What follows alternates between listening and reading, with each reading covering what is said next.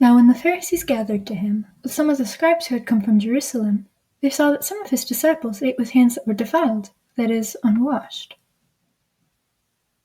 For the Pharisees and all the Jews do not eat unless they wash their hands properly, holding to the tradition of the elders. And when they come from the marketplace, they do not eat unless they wash.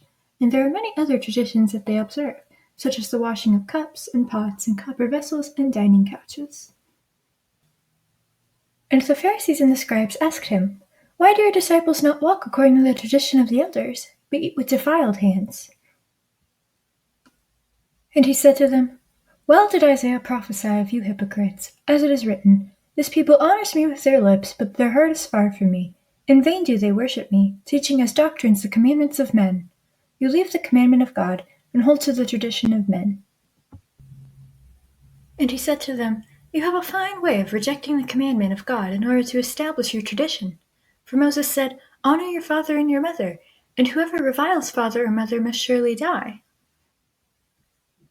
But you say, 'If a man tells his father or his mother, whatever you would have gained from me is korban,' that is, given to God, then you no longer permit him to do anything for his father or mother, thus making void the word of God by your tradition that you have handed down, and many such things you do."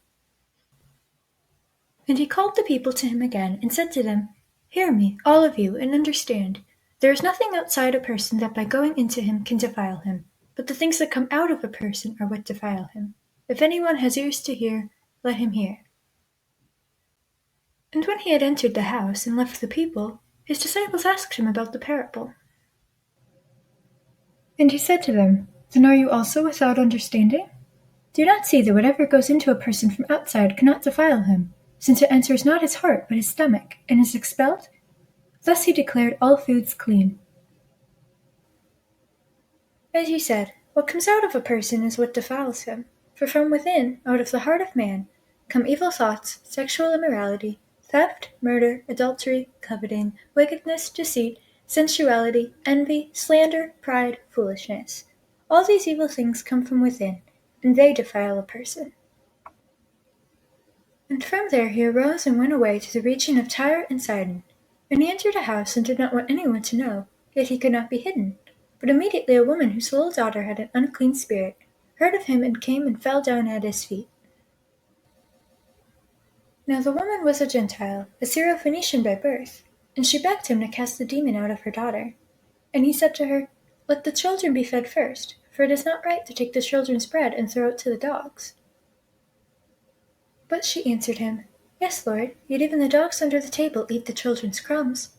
And he said to her, "For this statement you may go your way, the demon has left your daughter." And she went home and found the child lying in bed and the demon gone. Then he returned from the region of Tyre and went through Sidon to the Sea of Galilee, in the region of the Decapolis. And they brought to him a man who was deaf and had a speech impediment, and they begged him to lay his hand on him. And taking him aside from the crowd privately, he put his fingers into his ears, and after spitting touched his tongue. And looking up to heaven, he sighed and said to him, "Ephphatha," that is, "be opened." And his ears were opened, his tongue was released, and he spoke plainly. And Jesus charged them to tell no one, but the more he charged them, the more zealously they proclaimed it. And they were astonished beyond measure, saying, "He has done all things well. He even makes the deaf hear and the mute speak."